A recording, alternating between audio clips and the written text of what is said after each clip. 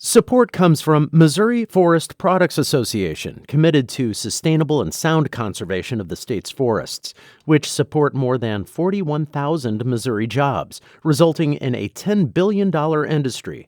ChooseWood.com. This is St. Louis on the Air from St. Louis Public Radio. I'm Elaine Cha.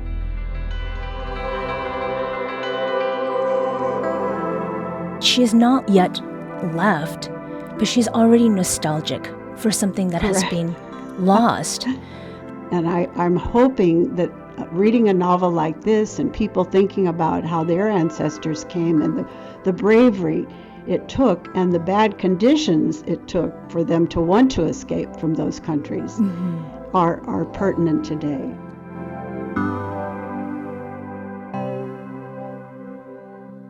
Marian O'Shea Wernicke's new novel, Out of Ireland, is out this week. The St. Louis native's first novel, titled Towards That Which is Beautiful, drew on the 11 years she served as a Catholic nun in St. Louis and Peru. For Out of Ireland, Marian was inspired by the life of her great-grandmother. The book focuses on a brother-sister pair who leave the Emerald Isle in the late 1860s to emigrate to St. Louis. And Marian joins us now to tell us about the story and its real-world inspirations. Marian, thanks for coming back to the show to talk with us today. Hi, Elaine. Hello. Thank you so much for having me. I'm just thrilled to be talking to St. Louis audience because I'm a St. Louis girl. The way that this book is set up is that it is a novel that has two protagonists, and they are siblings, Eileen and Michael O'Sullivan. At the start of the book, they are 16 and 18 years old, respectively, and we get to know them over the course of almost 4 years, which at that time, or at that age, can be a very long time. Both brother and sister end up wanting to escape Bantry, Ireland, and each is running from different problems. And this is a sophomore effort by Marian, whose first novel was one that she discussed on our show with Sarah Fensky just a couple years ago. And at that time, Marian had suggested perhaps this was the book that she was working on. So both of them, both Eileen and Michael, want to leave Bantry. They've both got different problems. Marian, what is Eileen dealing with that she wants to be freed of?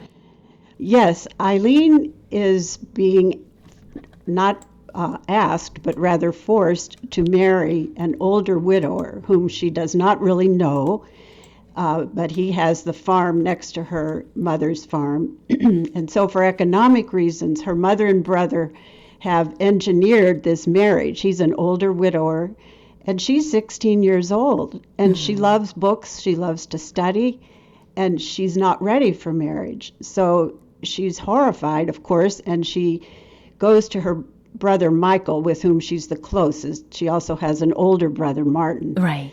And asks for help. And so the two of them try to figure this out. But that's the problem she's facing. She's not in charge of her own life at this point.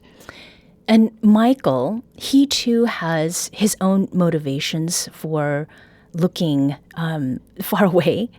Yes. He's involved with the Irish Republican Brotherhood, an organization that's dedicated to overthrowing British rule in Ireland. What is the specific issue that he is facing? Well, Michael is very passionate about the independence of Ireland, and he has participated in an action that took place shortly before the novel is supposed to be opening in 1867, where a group of people near Cork attacked a British garrison. But unfortunately for them, it was repelled rather easily by the overwhelming British force. So he's very in danger because he's been a part of this, and this is an illegal activity. But he's determined to do his part. He's a young, kind of hot-headed, impetuous character. And it's interesting to me, I don't know anything in real life about my great-grandmother's brother, except that she had some brothers. So I'm totally making this is fictional, of course. So does that mean that your family did not have any connections whatsoever with the Irish Republican Brotherhood? Not that I know of, Okay. no. So this is, he grew in my novel as I wrote, and I was kind of surprised that he was becoming such a main character, but it was very interesting to follow his progress to me. And I have to have them both ending up in St. Louis, which they do, because he has to get out of the country because of his activities. Sure. So they're both seeking independence of different kinds at this point. That's true. Right. Very true. I mean, both Eileen and Michael are quite young. I'd mentioned Yes. earlier, the novel begins with Eileen being 16 and Michael 18. Does this mean that this book is a young adult novel? I mean, I know that you taught junior college for many years. Why did you start with these characters at those ages? Well, because according to the family history, that's the age at which my great-grandmother was forced to marry. So I wanted to keep as close as possible. And this novel only covers the first 5 years of their, from 1867 till about 1872. So it's these two young people who are immigrants. And Elaine, I heard the last part of your previous interview. It's so ironic that we're still dealing with these problems with accepting immigrants. And I wanted this novel to be a testimony to all our people came as immigrants, unless we're Native American. Sure. So we've kind of forgotten that. And I'm hoping that reading a novel like this and people thinking about how their ancestors came and the bravery it took and the bad conditions it took for them to want to escape from those countries are pertinent today.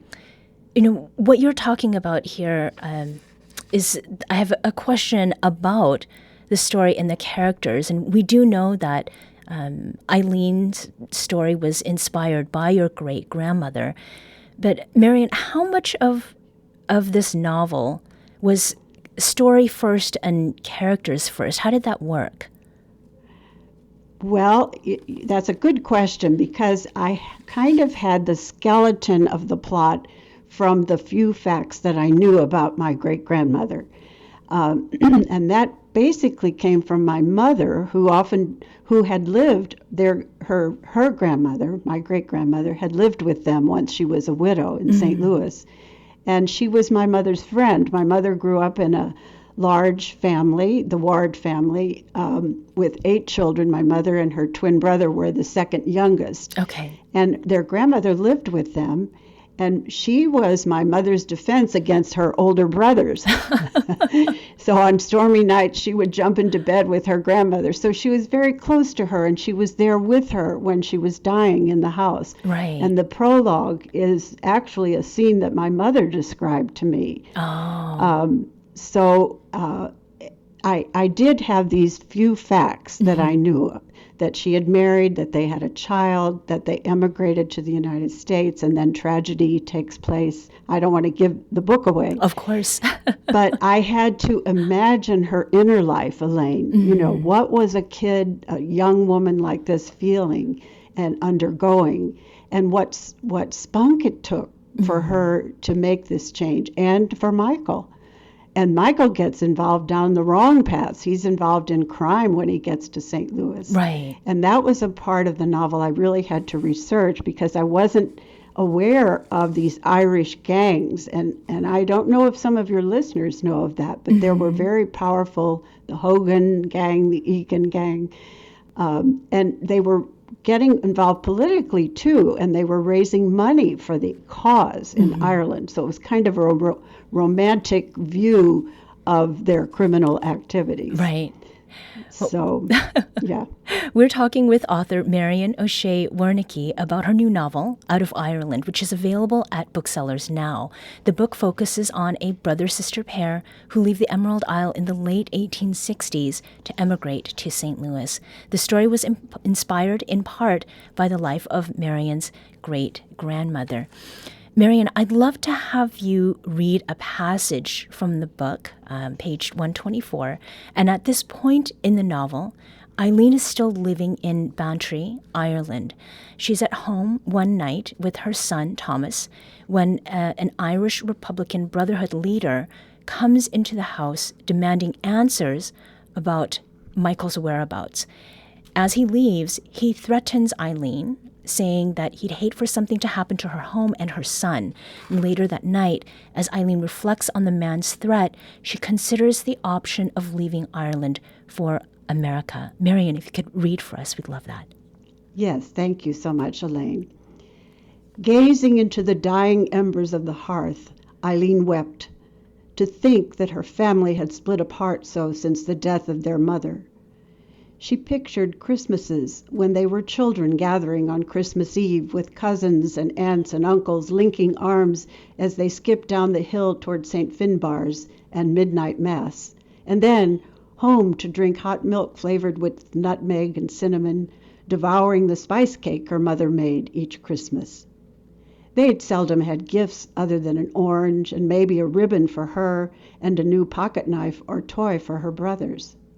But her mother had kept them warm and fed and laughing until at last she shooed them off to bed, and they'd fallen asleep under the handmade quilts listening to the wind sigh around the eaves of the cottage. What strange life would they be bringing their little son to in America, with only one uncle nearby? Sweet Mother of God, she prayed, help us now in the hour of our need. You too had to flee to a strange place and bring forth your son with only the animals for company. So, Thank you. Thank you. This was very evocative and made me think of, she has not yet left, but she's already nostalgic for something that has been lost. Yes. And then, moving away, obviously, especially at that time, there's no FaceTime or anything like that. No kidding, yeah. Yeah, that it really means separating in a very particular way. Was what you wrote about here inspired in part by stories that were passed down, or were they the result of things that you read as you were researching for the book? Well, it's some of both, but mainly that's the interesting thing about writing historical fiction. You have to do a lot of research ahead of time, and of course I did. My husband and I even went to Bantry and looked around, and we saw the big house there owned by the Earl of Bantry. Mm-hmm. But somehow that has to get woven into with your own imagination. Right. So this scene, of course, is perfectly imaginary. I have no idea, but I'm imagining based on what I know of her and what I know of the times, and kind of weaving this all together so that it doesn't feel heavily like history, but like a story that's taking place in the past. Mm-hmm. So that's kind of the trick of historical fiction, not showing your research so obviously, but weaving it into this story. So right. It's part story and part research, but imagined in the author's mind, I would say.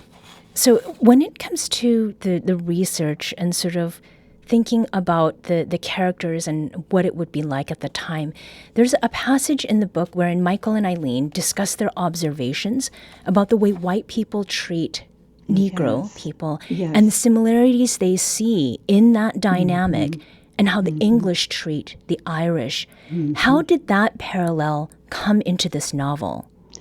Well, I really when I was doing my research on this time period, 1870 is only 5 years after our Civil War. Mm-hmm. So, and there were a lot of plantations in southern Missouri that used enslaved people.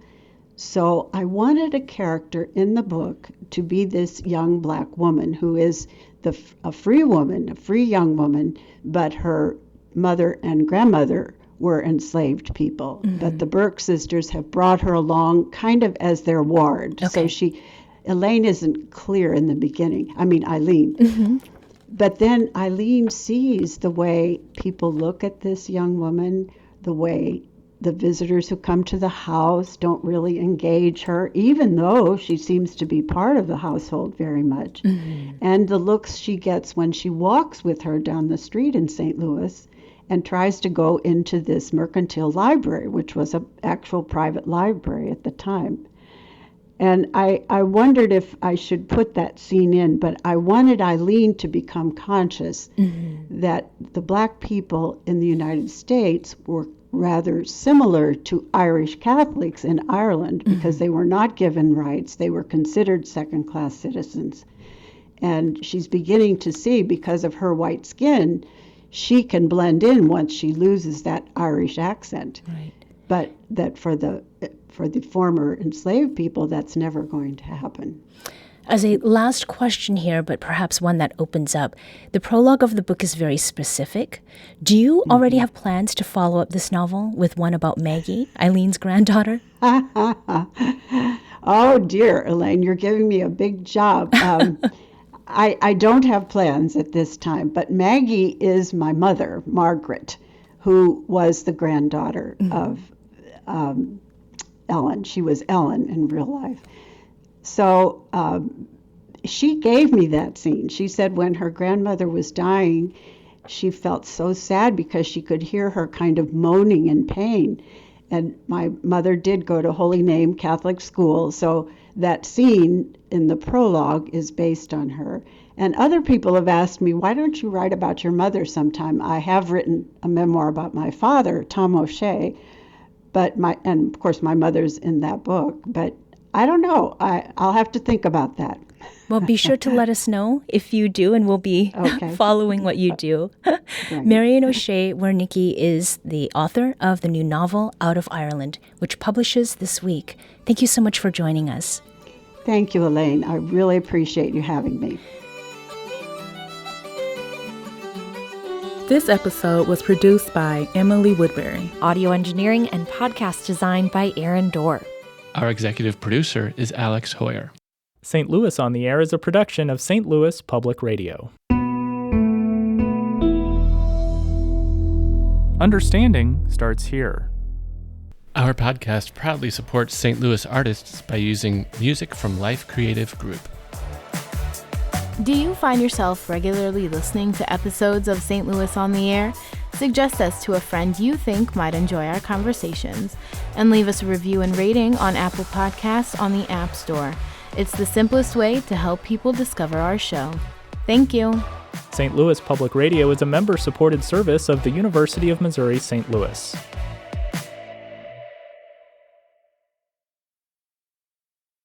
Support comes from the Missouri Forest Products Association. Missouri produces wood pallets, railroad ties, white oak barrels, hardwood floors, and more. Details on the variety of products made in the state are at choosewood.com.